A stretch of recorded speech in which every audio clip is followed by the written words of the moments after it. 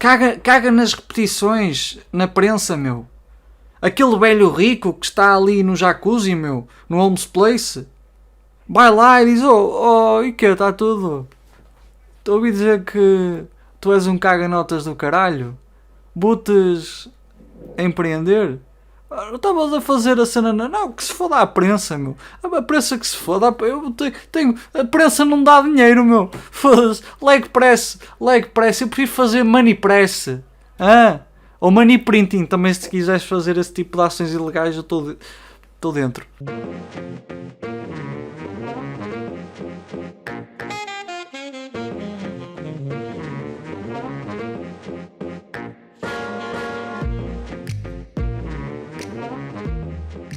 Bem, meus amigos, nós vamos ter uma estreia neste nosso canal. Vocês já repararam que eu agora comecei a reagir à direita, porque eu acho que isso é importante, desmistificar alguns mitos, desmistificar muitas coisas que são ditas pela direita, e eu também vou começar a reagir a coaches, porque os coaches, no fundo, veiculam o discurso neoliberal, o discurso pró-capitalista, o discurso de individualização de tudo o que é estrutural. Então nós vamos reagir aqui à cópia portuguesa do Primo Rico. Pois é, camaradas brasileiros, existe um Primo Rico português. Aliás, existe mais do que um, mas nós hoje vamos reagir a um Primo Rico português. Vai ser a última coisa que vamos fazer nesta live, mas vamos reagir a um Primo Rico português. Estão preparados para isso? Estão preparados para reagir ao Primo Rico português, à versão Tuga do Primo Rico?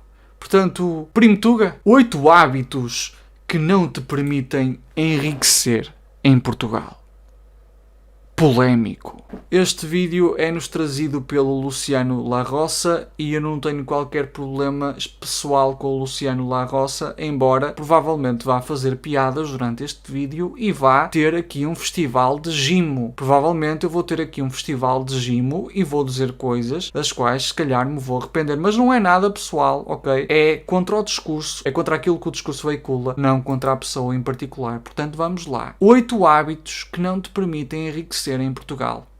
Vocês vão ver que este tipo de conteúdo é mesmo muito parecido, parece uma cópia do Primo Rico. Vou ser bem polémico aqui. O que é que 99% das pessoas fazem? Acompanham notícias, acompanham futebol e estão o tempo todo na fofoca. Falar sobre comportamentos corretos. Eu pus aqui 99% versus 1%. Eu vou-te trazer aqui comportamentos, obviamente isto aqui não é nenhum estudo estatístico, eu trouxe aqui um número apenas figurativo, mas é para tu entenderes, que é o que é que a maioria das pessoas que eu vi ao longo destes 10 anos e dos milhares de alunos que eu pude acompanhar, quais comportamentos tinham aqueles que eram bem-sucedidos, aqueles 1% que se destacavam na maioria. Eu acredito que se tu estás aqui, tu queres fazer parte de uma maioria que é bem-sucedida profissionalmente, que é valorizada, que ganha bom dinheiro, tem controle sobre o teu tempo.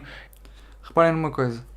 Primeira coisa, estatísticas. Não são isto é baseado, portanto, na minha experiência. Eu quis parecer que é estatística, mas não. É baseado na minha experiência. Os meus milhares de alunos, provavelmente não são milhares de alunos, mas isto é baseado na experiência. Mas eu quis dar alguma legitimidade científica àquilo que estou a dizer, portanto, tentei simular aqui estatística. E reparem na outra questão, que é, vocês viram quando ele disse assim, presumo que se estás a ver este vídeo, tu queres ser uma pessoa bem-sucedida. Espera aí, tu não és como os outros, tu queres ser diferente. Percebem aqui o apelo? É exatamente o mesmo apelo que o Primo Rico tem.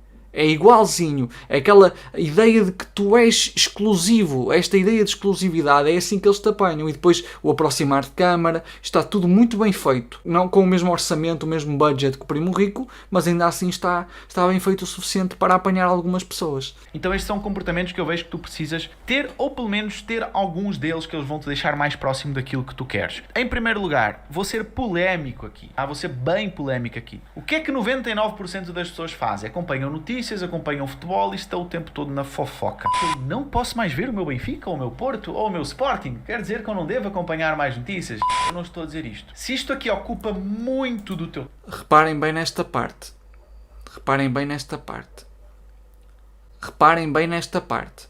Primeiro ele vai dizer assim, quer dizer que tu não podes acompanhar notícias completamente? Não, eu não estou a dizer isto. Olha o que é que ele vai dizer a seguir.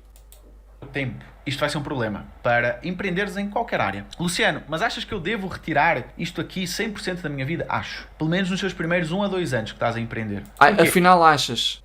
Então, não deves abdicar completamente de futebol e notícias e fofoca. Fofoca está ali enfiado porque sim. Notícias, futebol e fofoca, de facto, são 3 coisas que têm mesmo muito a ver. Notícias e fofoca são coisas, 2 coisas que têm mesmo... São a mesma coisa. Eu nem consigo descrever o quanto notícias e fofocas estão no mesmo plano. Mesmo no mesmo plano moral. Ok? Mas explica-nos lá, Luciano, porque é que nós, nos primeiros 2 anos, devemos abdicar completamente de notícias, apesar de tu teres dito que não era preciso abdicar completamente. Porquê? Porque isto vai tirar o teu foco. Vamos falar sobre cada um deles. Primeiro... porque isto vai tirar o teu foco. Explica-me lá porque é que as notícias vão tirar o meu foco, Luciano. Porque é que a partir de agora, para empreender, eu vou ter de viver debaixo de uma pedra, Luciano? Explica-me. Explica-me, por favor.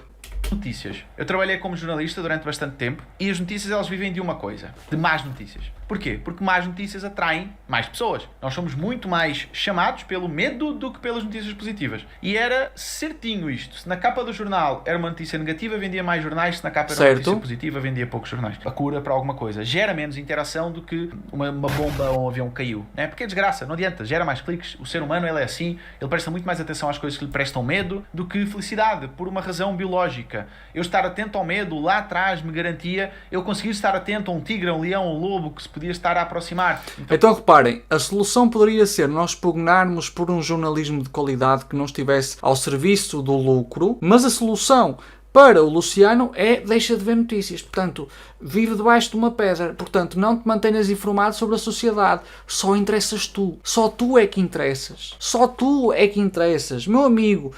Está a haver um genocídio em Gaza? Não interessa. Meu amigo, há pessoas a passar fome? Não interessa. Interessas tu. Estás a empreender. Tens de focar. Portanto, a solução é não ver notícias. Porque as notícias são más. Ao invés de, por exemplo, filtrar as notícias e procurar determinados canais noticiosos ou determinados veículos noticiosos que façam jornalismo de qualidade, não, é parar de ver notícias porque as notícias são más. E tu vais levar com negatividade. E tu não podes levar com negatividade porque tu ficas triste. Porque o ser humano é simples a este ponto. Tu vês uma notícia triste, pronto, já não consegues fazer nada. Já és completamente incapaz. É que depois é esta ideia de que nós temos de estar constantemente a lidar com positividade. Como se a negatividade, como se o negativo, como se a infelicidade fossem coisas que não são naturais ao ser humano. Então nós fomos treinados para que essas notícias negativas dessem muito mais atenção. E Luciano, qual é o problema de eu acompanhar os jornais e de me darem notícias negativas? A não ser que tu tenhas uma capacidade de te blindar muito grande, isto vai afetar o teu emocional. Vai afetar. Tu vais ser uma pessoa mais negativa, menos positiva, vais ter menos energia. E eu já fiz esse teste comigo várias vezes. Eu acabo por entrar um pouco mais na parte de acompanhar notícias, principalmente em épocas de eleições. E eu vejo que por mais que eu não seja um fanático por eleições ou por algum político, há sempre ali aquele sentimento e aquele foco que me tira o foco daquilo que realmente é importante para mim, que é alimentar-me bem, cuidar do meu físico, cuidar da minha família, para o meu trabalho, etc. Então, não te iludas. Os jornais, eles precisam... Então, se tu fores um cientista político, tu não consegues alimentar-te bem, ir ao ginásio. Se tu fores um jornalista, também não te consegues alimentar bem, ir ao ginásio e focar-te em outros aspectos da tua vida. Ou seja, se tu fores uma pessoa informada sobre o que está a passar em relação ao mundo, tu és completamente incapaz de ter um six-pack. Lógica do caralho. Precisam do teu tempo, eles precisam da tua atenção, é isso que lhes dá dinheiro. Quando comecei a empreender, passado 1 ou 2 anos, já não tinha televisão em casa e foi das melhores coisas. Hoje, eu não sequer tenho um canal de televisão na minha casa. Tudo que eu tenho é via online, então tenho, sei lá, uma Amazon Prime lá, tenho a ESPN para o desporto, mais alguma coisa para filmes, e é isto, não tenho mais nada aqui. Não tenho televisão em casa, mas tenho streaming, que é basicamente televisão em casa. E é uma sinalização de virtude do género, eu não tenho televisão, só tenho aqui uma série de serviços que substituem a televisão, mas não tenho televisão. Mas o gajo disse, o gajo disse que não via deixar de ver futebol, mas tem a ESPN para desporto. É só futebol, portanto, se calhar, basquete pode. Basquete está tudo. Porque eu futebol até abdico bem. Basquete é que é complicado. Basquete pode ser, tranquilo. Basquete pode... Fixe. Estamos bem, Luciano. Tranquilo. Basquete está tudo. Luciano, futebol, qual é que é o problema do futebol? Eu gosto de ver o meu clube, há problema? Não há. O problema é se o teu futebol, sei lá, ocupa o fim de semana inteiro. Como eu vejo muitas vezes. Há muitos amigos meus que sentam no sofá às 9 da manhã e acompanham o futebol até às 6 da tarde. Sei lá, eles vêm o Portimonense com o Farense. E esse tempo poderia ter sido dedicado aos estudos. E se tu queres crescer rápido, se tu queres aprender rápido, vais ter que tirar algumas coisas que são mais supérfluas. A parte da fofoca, porque é o seguinte, não te acrescenta nada. Zero. Zero. Não te interessa o que é que fulano está a fazer, se ele se parou, se ele está a faturar, não acrescenta nada na tua vida. Então, a tua mentalidade empreendedora, o de 1%, é o foco em aprender. Eu quero aprender coisas. Ok, mas tu disseste inicialmente que no início deverias retirar completamente isso da tua vida. Portanto, notícias, futebol e fofoca. Ou seja, ser uma ameba. Eu também, se calhar, acho que tudo em excesso pode ser negativo. Eu parto desse pressuposto. Eu parto do pressuposto que se calhar passar 10 horas em frente a uma PlayStation a jogar não é positivo para mim e pode-me causar problemas de costas e pode causar uma adição, etc, etc. Mas eu não vou fazer um vídeo sobre sucesso e correlações tirá-las da pizza. Não vou. Porquê? Porque sou uma pessoa com bom senso. E eu acompanho basquete. Luciano, não acompanho muito basquete, não passo o fim de semana inteiro a acompanhar basquete. Eu este ano já li 50 e tal livros. Luciano, eu não sou particular adepto de fofoca, mas gosto de uma ocasional história sobre determinada coisa que está a acontecer no trabalho, não vou mentir. Permito-me, dou-me essa indulgência. I indulge in that, Luciano. No entanto, eu leio bastante e faço as minhas coisas e tenho este canal e esforço-me para treinar todos os dias. Não estou a cena de tirar isso tudo durante pelo menos 2 anos para empreender é que me está a fazer confusão. Agora, a cena de que tudo em excesso é mau, é pá, eu concordo. Agora, a ideia de se calhar se tu passares um fim de semana cansado do trabalho a fazeres uma atividade que não é produtiva, só porque sim, nem tudo tem de ser produtivo na tua vida. E o grande problema destes discursos é que isto já vem do tempo em que as grandes políticas austeritárias começaram a ser praticadas, particularmente no Reino Unido e na Itália. Desenvolveu-se a ideia de que a riqueza não era uma questão de classe, mas uma questão de virtude. Porque é que as políticas austeritárias eram praticadas de maneira a que a classe trabalhadora fosse mais penalizada e aqueles que eram os remunerados pela dívida fossem mais beneficiados? Porque começou a surgir uma noção ideológica segundo a qual aquelas pessoas que eram ricas eram porque eram capazes de prescindir de prazeres momentâneos para depois investir, para depois poupar, para depois realmente produzir algo que fosse bom para o país, para o bem comum. Na realidade, essas pessoas eram herdeiras, essa é a parte que não contavam. Este discurso de que a riqueza é uma questão de virtude não é uma coisa nova. Há um livro que explica muito bem isto, porque lá está, ler livros é importante e acho que o Luciano vai falar de ler livros, não é? De certeza que vai falar de ler livros, ok? Há um livro que fala muito bem disto, que é A Ordem do Capital, da Clara Matei, que explica como as políticas de austeridade abriram o caminho ao fascismo. Coisas novas. Eu foco muito do meu tempo em aprender piano, em ler filosofia. Isso não quer dizer que eu não estou com os meus amigos. Ou não... A ler filosofia, o livro, hiperfoco. Eu leio muita filosofia! Eu leio filosofia! Mas que é Kant? Mas que é Descartes? Hegel? Sei lá, aprender um materialismo histórico. Feuerbach. Não. Hiperfoco. Também há outro livro de filosofia que eu também leio, que é A Subtil Arte de Dizer que se Foda. E leio muita romances assim eruditos como Raul Minhalma e Pedro Chagas Freitas. Foda-se. Quer dizer que eu não estou com a minha família, ou não quer dizer que de momentos a momentos eu não entro no site de notícias e não vejo as coisas acontecerem. Mas o que eu te garanto é, no início da minha carreira empreendedora, eu isolei-me de tudo isso. Isso fez-me crescer mais rapidamente. Aqui eu deixo como uma opção inteiramente pessoal. Eu só quero que tu reflitas sobre o que é que tu queres daqui para a frente. Porque o teu... É uma opção pessoal, mas reflete, pá. Reflete porque, atenção, no início isolei-me completamente disso e consegui. Pá, tu podes fazer, mas se não fizer já sabes, vais ser como os outros. Percebem este discurso?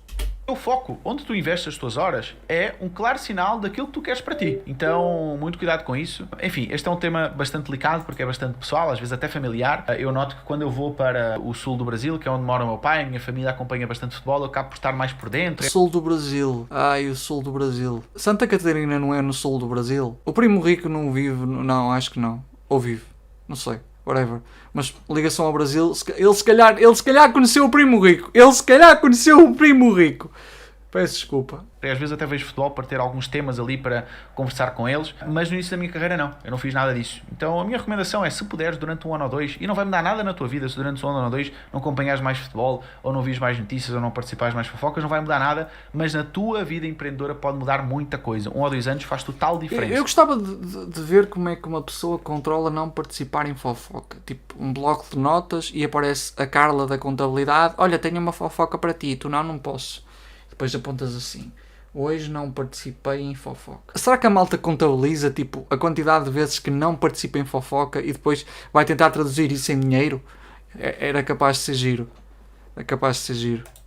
Faz total diferença. Então, muito cuidado com estes comportamentos. 99% das pessoas, elas estão presentes em ambientes negativos. Luciano, o que é que são ambientes negativos? Ambientes negativos são... Ambiente negativo realmente é um termo muito abstrato. Eu posso dizer que muitas empresas são ambientes altamente negativos e as pessoas têm de estar naqueles ambientes negativos pelo menos 9 horas da sua vida, não é? Incluindo a hora de almoço, porque não têm outra opção, porque têm de comer.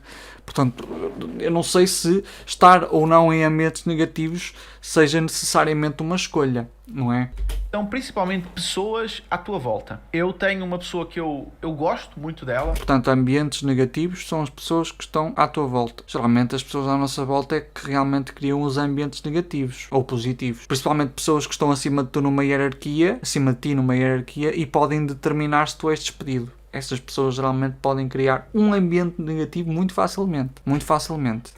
Acho uma pessoa extremamente inteligente, já tive ótimas conversas com ela, mas ela é uma pessoa que ela é extremamente negativa. Para ela o mundo está cada vez pior, para ela tudo o que tu tentares é aquela típica pessoa que ela arranja um problema para cada solução. Então é alguém que eu gosto de ficar, sei lá, uma vez por ano a conversar 20 minutos. E eu saio com aquela sensação de que eu saio cansado. Porquê? Porque eu sou uma pessoa extremamente positiva, eu sou uma pessoa com bastante energia, eu acredito muito no futuro, eu sou extremamente positivo. E lidar com esse tipo de pessoas é como se ela sugasse a minha vontade de trabalhar. Então muito cuidado se à tua volta tu tens pessoas assim. Eu sei que às vezes não... Essas pessoas existem, mas eu tenho quase a certeza que neste caso em particular a pessoa é fictícia. A pessoa certamente é fictícia. Eu tenho quase a certeza.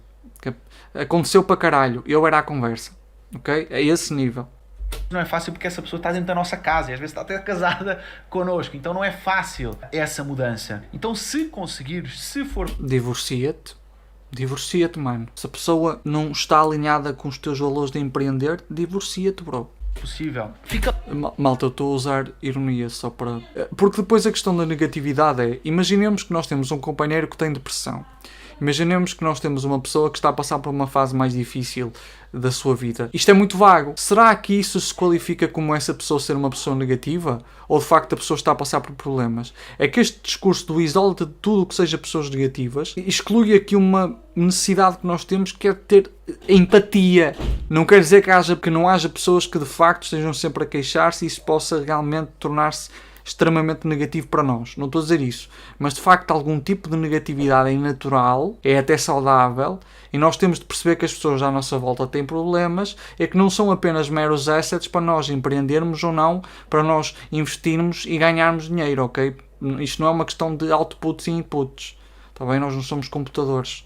Fica longe dessas pessoas negativas. E quando eu digo longe, às vezes é cortar relação completamente. Aliás, eu tenho um outro amigo meu, que ele também é assim, é uma pessoa extremamente inteligente. Ele entende muito sobre guerras mundiais, sobre economia, mas na visão dele, tudo catastrófico está para acontecer. A não ser que o Estado o salve, não é? A visão dele. Mas não quero que ninguém me salve, eu quero ter controle sobre a minha própria vida. Essa pessoa, de certeza que na concepção dele é uma pessoa de esquerda. É a pessoa de esquerda fictícia que ele vai tentar utilizar. O Estado o salve. Eu já estou a ver onde é que isto vai chegar. Vamos lá.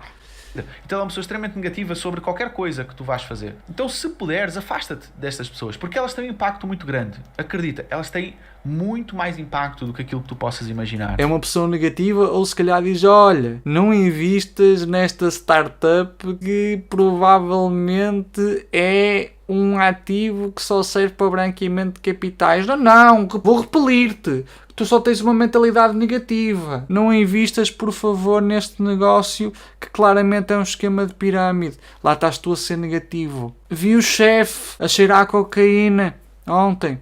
Lá estás tu aqui com as tuas ideias e com a tua negatividade, a tua toxicidade.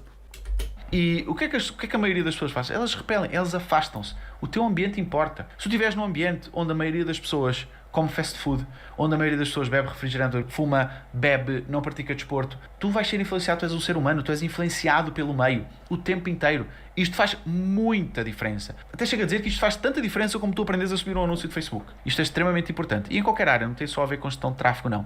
O que é que a maioria das pessoas faz também? Eles esperam por ajudas milagrosas do governo ou de terceiros. E qual é que é o comportamento das... A maioria das pessoas espera por ajudas do governo ou de terceiros. 99% das pessoas espera por ajudas do governo ou de terceiros. 99% das pessoas... Esta estatística foi tirada diretamente aqui do cu. Em Portugal, por exemplo, meus amigos, vocês não sei se sabem, mas os beneficiários do rendimento social de inserção têm diminuído de ano para ano. A maioria das pessoas procura-se em arranjar trabalho e, efetivamente, conseguir sustentar-se, conseguir ter uma casa, conseguir financiar os seus estudos, conseguir financiar, custear a sua vida. A maioria das pessoas não está à espera que o Estado a salve, até porque os beneficiários de ajuda do Estado, em comparação com a população que está empregada, é uma desproporção enorme. É uma desproporção enorme. Nem sequer se compara uma coisa com a outra. Portanto, quem são estes 99%, Luciano? Quem são? Isto é para construir a ideia de que se tu fores de esquerda e acreditares no Estado Social, tu automaticamente não vais ser bem sucedido na tua vida. Mas quando é para esse mesmo Estado ajudar a salvar determinados negócios que se envolveram em atividades ruinosas, já não vejo esta malta aqui a falar de apoios estatais. Quando é para salvar bancos e tal.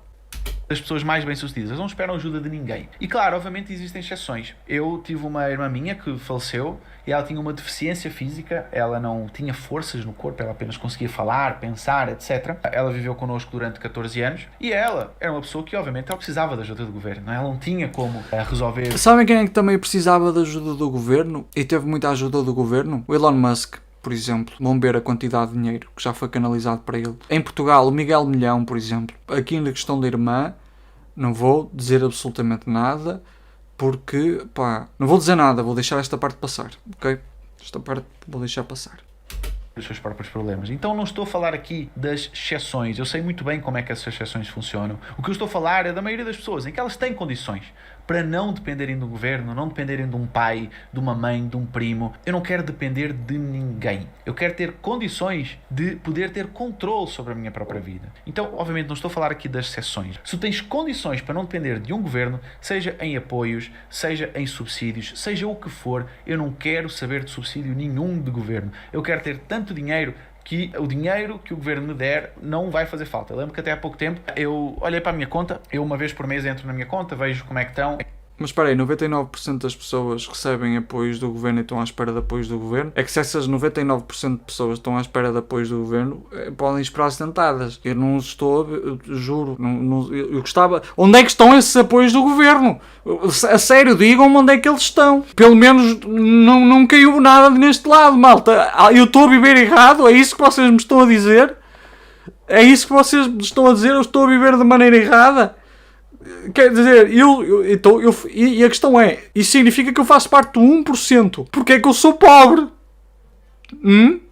Eu tenho conta no Brasil, tenho contas no Brasil, contas em Portugal e eu não estou o tempo todo a verificar o meu saldo. Felizmente hoje eu não preciso me preocupar com o meu saldo, já me preocupei lá no passado, eu olhava se tinha 5, 10 euros na minha conta. Felizmente hoje eu não sei quanto é que eu gasto por mês, eu sei que eu tenho até um teto ali que eu posso gastar, então não olho para a minha conta. E acreditem, é uma sensação muito boa. Eu só soube o que era isso há uns 5, 6 anos para cá. O que é que eu faço? Eu vou uma vez por mês, entro nas contas, porque já aconteceu de eu receber algum golpe, já aconteceu de chegar lá alguém e conseguir roubar alguns euros da minha conta. E eu fui entrar no outro dia e eu fui ver que tinham-me enviado 150 euros do Estado. E eu, mas o que é que está aqui a acontecer? 150 euros do Estado, o que é isto? Fui perguntar para os meus amigos. Não sabes? É o apoio do António Costa que estava toda a gente a... Eu nem sabia. Então, esta é uma sensação muito boa, não depender de ninguém. E eu lembro que eles estavam lá ansiosos, de que, será que... na minha conta ainda não caiu, mas eu quero lá saber, eu não quero que o Estado em mim, eu quero ter total controle sobre a minha vida. 99% das pessoas não lê. Talvez porque houve um desastre, ok? Talvez porque houve um desastre como a Covid-19 que realmente asseverou imenso a vida de determinadas pessoas. É que para haver determinados empreendedores, para haver determinados proprietários de empresas, a maioria das pessoas tem de trabalhar para que possa haver um processo de extração de mais-valia. Nem toda a gente pode ser dono de uma empresa, algumas pessoas têm de trabalhar e geralmente esses salários vão ser baixos. E então, se calhar, quando há uma crise específica, 150 euros do Estado podem fazer a diferença. A mim, por exemplo, não me fez grande diferença. Não fez. Mas há pessoas a que pode fazer. E não é como se essas pessoas estivessem constantemente à procura do apoio do Estado. Não. Foi aquele apoio num momento excepcional.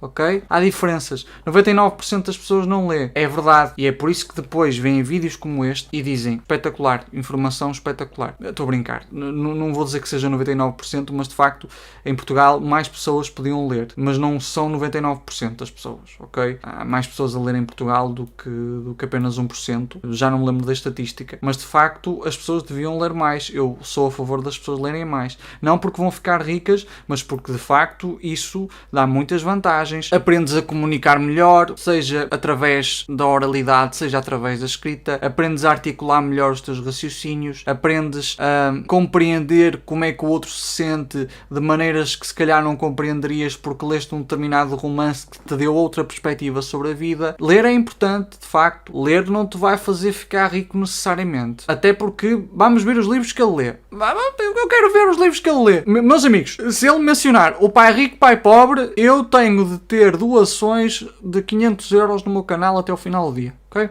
Doações de 500 euros. E, inclusive, eu peguei aqui uma notícia, até fui ver quanto é que os portugueses liam. Cada português lê pouco mais de um livro por ano. E aí tu percebes porque é que a maioria das pessoas não consegue sequer pensar, não consegue sequer estruturar uma ideia. Isso já é mais do que 1%. Pá. Essas contas, pá.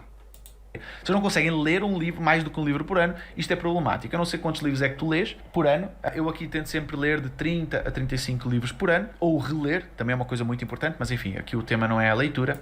Chupa! Já li 50 livros este ano, caralho! Chupa! Estou a brincar. Chupa! Estou a brincar, ok? Estou a brincar. Mas de facto, para produzir conteúdo, o tipo de conteúdo que eu produzo, eu preciso de ler bastante, ok? E há muita gente que produz conteúdo de política que não lê um caralho. É importante ler. Se tu produzes conteúdo, meu amigo, e se for de política, lê. Ok? Lê. Mas estamos em julho e eu já li mais de 50 livros. Chupa! Estou a brincar. Novamente. Weird flex, but ok. Recomendo. Luciano, olha, eu não consigo ler tanto. Lê um livro por mês. Repara, se tu leres um livro por mês, tu já vais estar à frente de 99,5% dos... Mas não é ler um livro por mês porque vais estar à frente. É ler um livro, se calhar, por mês porque te vai acrescentar alguma coisa. Porque vais aprender alguma coisa. Porque vais aprender a comunicar melhor. Não é para ficares à frente das outras pessoas, meu. É porque te ajuda a pensar. E ler livros decentes. Lê um Kafka. Lê um Dostoiévski. Não leias Robert Kiyosaki, pai rico, pai pobre, e o meu primo é o meu pai, e a minha mãe é a minha prima, e incesto é bom, ok? Ai... Porque se tu leres um livro por mês, ele vai-te ajudar bastante. Se tu leres em média uma página por minuto, um livro ele tem 200 páginas, vais ter demorado 200 minutos a ler um livro. Vamos supor que tu demores 4 horas a ler um livro de 200 páginas. Se tu tiveres, sei lá, 30 minutos por dia para ler, cada semana vais conseguir ler um livro. Se tiveres 15 minutos, vais demorar 2 semanas, 3 semanas a ler um livro. Vamos supor que é um mês. Eu acredito que tenhas 15, 20 minutos por dia. Isto vai-te ajudar muito. Ler é como se estivesse a levar o teu cérebro ao ginásio, como se estivesse a treiná-lo. Ele é extremamente importante. 99% das pessoas têm um networking. Aqui eu vou concordar com ele. De facto, é como se estivesse a treinar o teu cérebro. Então, isto é ginásio. É um ginásio mental. De facto. Aprendes a comunicar melhor, a raciocinar melhor, a expandir os teus horizontes, começas a ver as coisas de outra forma, pensas de maneiras que talvez não pensasses. E agora vou usar uma expressão neoliberal. Pensar fora da caixa. Pensar fora da caixa. Ou pensar dentro da caixa. Ou comer a caixa. Ou até fazer amor com a caixa. Fazer assim um buraquinho e... lubrifico. Vamos continuar. Vamos falar de networking de baixo valor. De baixo valor. O que é isto, um networking de baixo valor? É o seguinte, contactos na tua vida profissional podem valer tanto ou mais do que os teus conhecimentos técnicos. Conheceres as pessoas certas. Obviamente, se tu estás a começar... Esta parte é verdade. Esta parte é verdade para um caralho. Tu podes ser uma pessoa extremamente talentosa, podes ser uma pessoa extremamente boa na tua área, podes ter as melhores notas, ou ser dos melhores do teu curso, que foi o meu caso. Mas opá, este gajo conhece o presidente da Câmara que por acaso conhece o dono da empresa X e este gajo do nada está a ganhar 2.000 euros numa empresa e tirava notas de merda. Isso não se chama networking de alto valor, chama-se esta pessoa está num meio social privilegiado e eu era pobre. A minha mãe foi faxineira, não é? Empregada de limpeza há muito tempo e o meu pai era trolha. O networking de alto valor geralmente vem do facto de seres herdeiro. Isto te tentas dar com pessoas do tal alto valor do networking, muitas vezes elas vão te rejeitar porque geralmente não querem pobres no seu meio, ok? Portanto, não tentes entrar por um restaurante a meio e tentar... Ok? Está bem? Pronto. Tu não vais ter, digamos, nenhum valor de mercado. Então é muito difícil tu conectar-te com pessoas de grande valor. Mas com o tempo tu vais conseguindo fazer isto. Esta mercantilização do ser humano, esta ideia de que o ser humano é um ativo que está constantemente a valorizar é tão tóxica. Reparem numa coisa, nós evoluímos enquanto sociedade particularmente pelo facto de sermos altamente colaborativos. Esta lógica de cada um ser um ativo a valorizar torna-nos tão competitivos que é quase contra a natura porque opera contra a nossa própria capacidade social, contra a nossa própria sociabilidade natural que nos leva a construir comunidades. Porquê que há alguns alunos que eles conseguem acelerar muito rápido e há outros que demoram um bocadinho? Porque esses que aceleram muito rápido, eles têm muitos contatos. Eles conhecem muitos empreendedores. Eles conhecem pessoas que têm um negócio. E a partir do momento que tu conheces um empreendedor, ele conecta-te com outro. Porque eles são herdeiros e os outros eram pobres e são bons alunos, mas mesmo assim não conheciam ninguém porque não tinham dinheiro para ir para a discoteca na universidade com a malta que era rica. E eu passei por isso. Chama-se ser pobre e viver mal. Ok? Conecta-te com outro e vai-te conectando, a tua rede de contatos vai crescendo. Então eu pergunto neste momento, como é que é a tua rede de contatos? Há empreendedores à tua volta? Se não há, isto tem que estar nos teus objetivos. Vai nos teus negócios locais. Isto parece-me... Eu fui testemunha de Jeová durante 19 anos. Isto parece-me um discurso das testemunhas de Jeová. Você se está relacionando com os seus irmãos da fé? Porque a questão é que as nossas revistas eram todas traduzidas em português brasileiro. Não havia tradução em português de Portugal. Era traduzido em inglês para o português brasileiro. Então era, você se está relacionando com pessoas da sua fé? Você está se relacionando com pessoas de grande valor espiritual? Isto é discurso de seita, meus amigos. Ok? Isto é discurso de seita. Eu tive 19 anos numa seita e sei identificar discurso de seita melhor do que ninguém. O coachismo é um culto. É um culto. Cais na tua cidade, vai lá, troca uma ideia, não sejas apenas aquela pessoa que vai comprar o produto. Estás a ver uma pessoa aleatória, um empreendedor, e diz assim: olá, és empreendedor? Não, eu sou a senhora que trabalha na padaria. Ou então tipo, ele vai falar: eu quero criar relações e quero fazer empreendedorismo e quero investir. Eu ando a pensar muito na cripto e não sei o quê. Senhor, isto é um Starbucks. Faça o seu pedido, por favor. Está há meia hora na fila. Troca uma ideia com aquele empreendedor. Fala um pouquinho com ele. Começa a tornar-te uma pessoa próxima. Se faz algum desporto, será que aquelas pessoas que estão lá à tua volta, será que eles são alguns donos de negócios, algumas pessoas com muito conhecimento, que podem agregar? Vale dinheiro. O teu networking vale dinheiro. Isto não quer dizer que tu vais abandonar... Caga nas repetições, na prensa, meu. Aquele velho rico que está ali no jacuzzi, meu, no Homes Place, vai lá e diz: e que está tudo? Estou a ouvir dizer que tu és um caga-notas do caralho. Butes a empreender? Estavas a fazer a cena... Não, que se foda a prensa, meu. A prensa que se foda. A prensa não dá dinheiro, meu. Foda-se. Leg press. Eu prefiro fazer money press. Ou money printing. Também, se quiseres fazer esse tipo de ações ilegais, eu estou dentro. Os teus amigos, eu tenho os meus amigos que não têm qualquer negócio, não têm dinheiro para mandar cantar um ceguinho, mas eu sou amigo deles por várias razões, porque eu identifico com muitas outras coisas que eles fazem. Agora, eles não são a minha única rede de contatos. Eu tenho outras redes de contatos, outras pessoas próximas, e elas abrem muitas portas, mas muitas portas mesmo, e a maioria das pessoas não trabalha esta parte. Então entende que os teus relacionamentos, eles fazem parte do teu trabalho. 99% das pessoas não gosta das pessoas que ganham dinheiro. Esta é uma verdade. A maioria das pessoas não gosta dos outros que ganham dinheiro. Por várias razões. por razões de inveja, razões infantis de inveja. Eles têm inveja, não adianta. O ser humano, ele tem inveja. E há muitas pessoas que têm inveja daqueles que ganham dinheiro. Às vezes eles acreditam que para ganhar dinheiro é porque roubaste alguma coisa. Há muitos que acreditam que só ganha dinheiro quem realmente recebe uma herança, ou tem cunhas, ou etc. Apaga tudo isto da tua cabeça. Existem pessoas que ganharam dinheiro a partir. Apaga isto da tua cabeça, mesmo que na generalidade das vezes seja um facto. Na Forbes há uma lista que comprova que a maioria dos bilionários abaixo de 30 anos são herdeiros. Assim como a maioria dos bilionários são herdeiros. Eu posso deixar o estudo.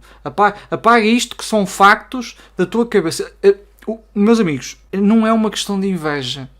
É uma questão de que, de facto, existe uma burguesia que tem uma capacidade de manobrar o poder político que a classe trabalhadora não tem. E que, necessariamente, vai fazer com que a classe trabalhadora perpetue a sua condição degradada e de classe trabalhadora, porque é a burguesia que manda no Estado. Vocês acham que se fosse possível sermos todos burgueses, o Estado estava configurado da maneira que está? E eu curto bem, retira estas crenças da tua cabeça. São verdade na maioria das vezes. A parte de roubar, não estou a falar da parte de roubar, estou a falar na parte de ser herdeiro.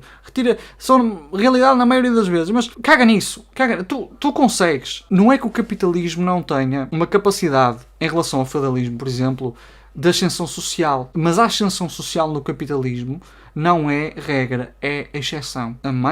A vasta maioria das pessoas mais ricas do mundo são herdeiras. E herdeiras de muitas gerações. Do zero, existem pessoas que ganharam dinheiro e que são ótimas pessoas. Não quer dizer que não há pessoas que ganharam dinheiro e que eu não gostaria de chegar perto, com certeza há. Então ter dinheiro não é uma bênção para a pessoa ser... E não é uma questão de ser boa ou má pessoa, tem que ver com a posição que tu ocupas na divisão do trabalho. Os marxistas não acham que os ricos são maus. Os marxistas apenas acreditam numa sociedade em que os trabalhadores tomam os meios de produção e usam os meios de produção da forma que seja mais eficiente para toda a sociedade, para que ninguém tenha que passar fome enquanto outras pessoas acumulam quantidades absurdas de capital e manobram processos políticos. É só isso. Não é uma questão de inveja, até porque eu não penso em mim, até porque eu não estou a pensar em mim. Pensei nas outras pessoas. Porque sinto empatia.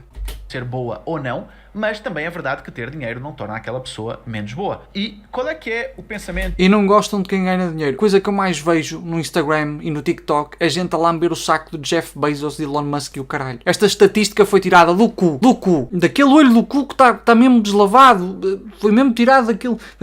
Foi tirado de um naco de merda que estava preso a um pelo anal. O que eu recomendo que tu tenhas. Quando vires alguém bem sucedido, olha para eles, tenta tirar este véu. Fica a olhar assim para ele. Olha assim.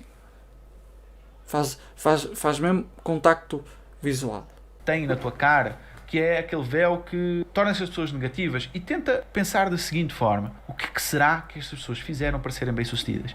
Olha para o Elon Musk, ok? E diz assim: não foi a mina de diamantes com trabalho escravo que te colocou nesta condição. Não. Foi o facto de tu seres uma pessoa muito melhor do que todas as outras. Não, Bill Gates. Não foi o facto da tua mãe se sentar com os acionistas da IBM. Não, Jeff Bezos. Não foi o facto de tu teres estudado em Princeton e teres recebido um empréstimo de centenas de milhares de euros dos teus pais. Não. É o facto de tu trabalhares mesmo muito mais do que eu. Eu sou uma merda. E há sempre algo a aprender com alguém que foi bem sucedido. Mesmo que a pessoa, sei lá, tenha recebido uma herança. O que é que o pai dessa pessoa fez para conseguir?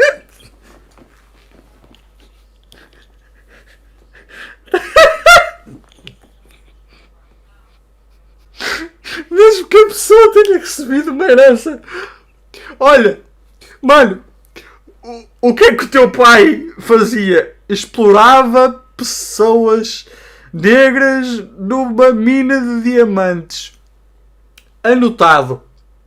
Ganhar aquele dinheiro todo. E quando tu partes para as pessoas com este prisma, tu vais aprender com elas. Se tu começas a lidar com pessoas que têm dinheiro com um prisma de inveja, de repugna, de etc., tu nunca vais aprender nada com elas. Então quem perde não é ela, és tu. Ai, mas ele perdeu a tua admiração. O bolso deles de dinheiro não está nem preocupado com a tua admiração. Uma coisa que eu gosto de gostar muito é a história das pessoas bem-sucedidas. Ainda no outro dia eu achei bem engraçado que eu vou lá uma página de Instagram que fez um post falando sobre o Jeff Bezos, que é o fundador da Amazon, e ele mostrou como os pais dele tinham-lhe emprestado naquela época, que é bastante dinheiro, $200.000, salvo erro, tá? Eu não quero estar a errar aqui com os números. Mostrava que o Jeff Bezos recebeu o apoio dos pais de $200.000 para iniciar a Amazon. E eu fui ver os comentários.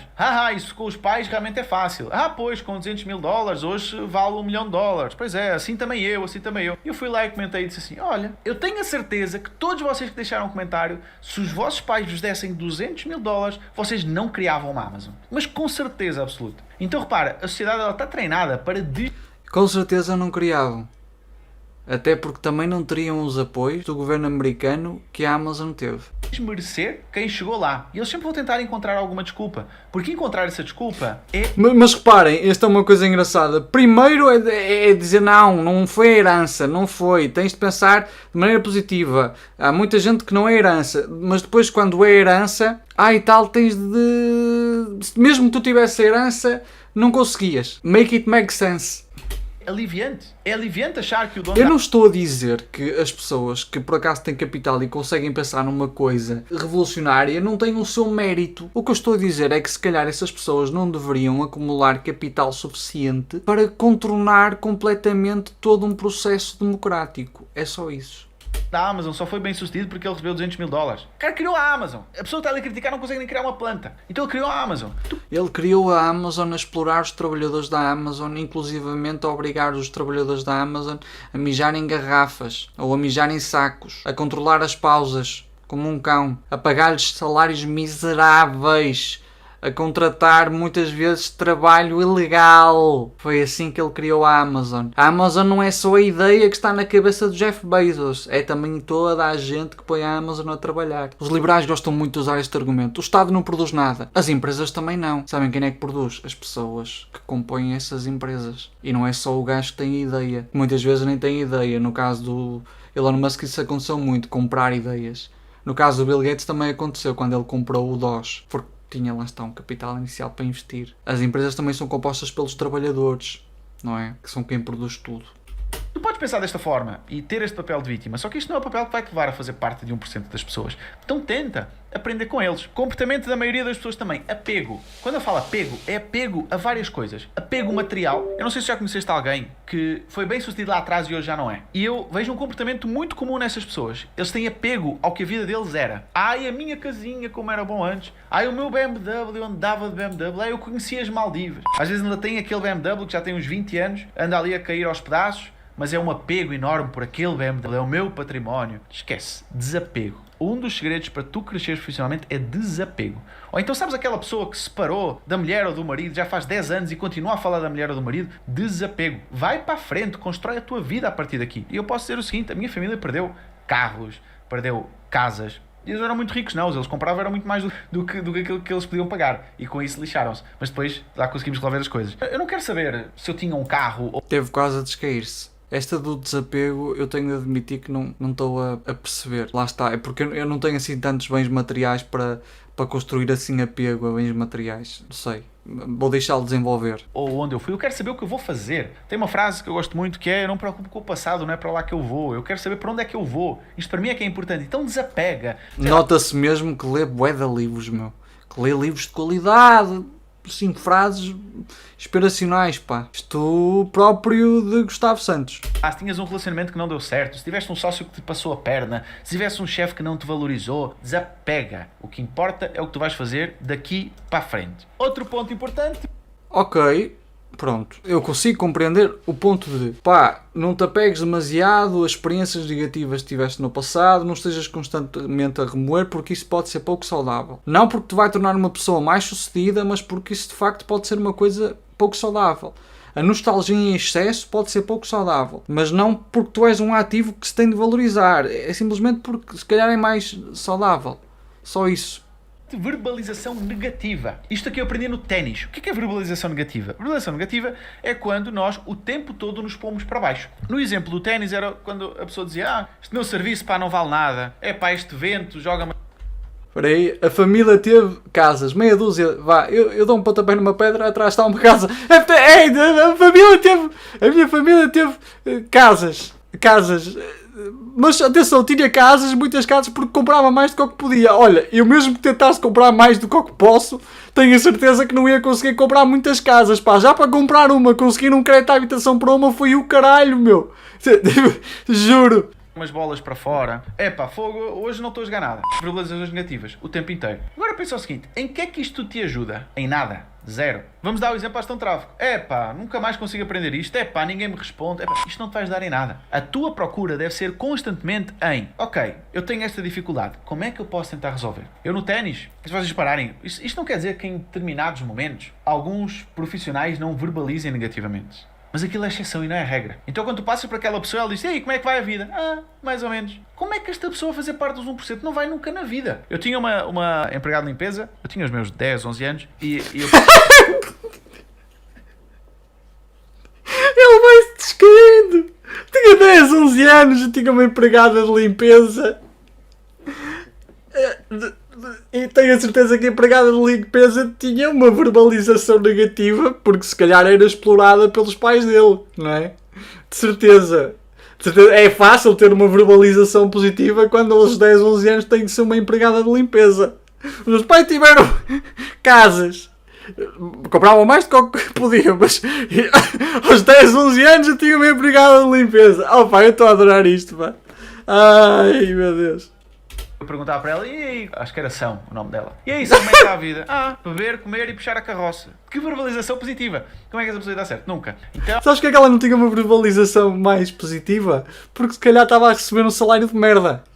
Ação. Compreendes? Se calhar só dava mesmo para beber, comer e puxar a carroça. Luciano. Está bem? Então, aquilo que nós verbalizamos não quer dizer que em determinados momentos nós não podemos verbalizar alguma Eu frustração. estou a imaginar ele com 10 ou 11 anos a dizer assim: não, Rosa, tens de pensar positivo. Tens de verbalizar positivamente. Tudo bem, é um salário fraco que recebes, mas tens de dizer assim: é beber, comer e sonhar. E sonhar. Mas não sonhes agora, que tens de acabar de lavar as minhas calças. Está bem? Mas se isso é a regra e não é a exceção, há um problema aqui. Então, sempre tentar entender, estou a ter uma dificuldade, como é que eu posso resolver? E vamos embora, vamos resolver. Esta daqui é polémica também. Eu já falei isto com alguns alunos, esta é polémica. É a polémica do procurar descontinhos. Eu acho que eu já falei, inclusive, aqui um pouco no curso, mas procurar descontinhos. Luciano, quer dizer que tu não procuras desconto? Não. Em algumas situações, sim, mas é raro. Tu vais para onde está o teu foco. Se o teu foco está nos descontinhos, é o tempo inteiro em ganhar descontinhos. Se o teu foco está em fazer mais dinheiro, para onde é que tu achas que as coisas vão? Naquilo que tu focas, ele expande. Então, onde é que está o teu foco neste momento? Onde é que ele está o teu foco? Até já. Eu não percebi, mas procurar descontinhos em quê? Tipo, por exemplo, a carne está em desconto no Pingo Doce. O meu foco é em ter muito dinheiro para comprar a carne mais cara. Portanto, que se foda ao Pingo Doce, vou ali ao continente comprar a carne que está muito mais cara neste momento. Porque é assim que tem de se pensar para ficar rico. Oh, amor, mas nós não temos dinheiro, se calhar dava-nos um jeito de comprar o fiambre mais barato. Não! Eu vou comprar o fiambre da perna extra mais caro, vais ver, juro, vais ver, porque é esta a minha mentalidade. Amor, temos uma dívida de 1600 euros no cartão de crédito porque tu insistes em comprar a carne mais cara. Eu quero que se foda a mentalidade de gente grande, de gente empreendedora. Eu diverti-me para caralho a gravar isto, pá. Eu diverti-me para caralho, malta. Eu adorei, eu vou ser sincero. Eu já percebi porque é que o Gustavo Gaio Fato faz tanto disto, porque isto é mesmo divertido. É que o pistolo de caralho, pá. Estava mesmo a precisar, adorei este vídeo. Luciano, adoro-te, Luciano, pá. Adoro-te. Ai, meu Deus, ai. Gostei tanto, malta. Gostei tanto. Associações, sindicatos e partidos. As classes dominantes têm horror aos coletivos.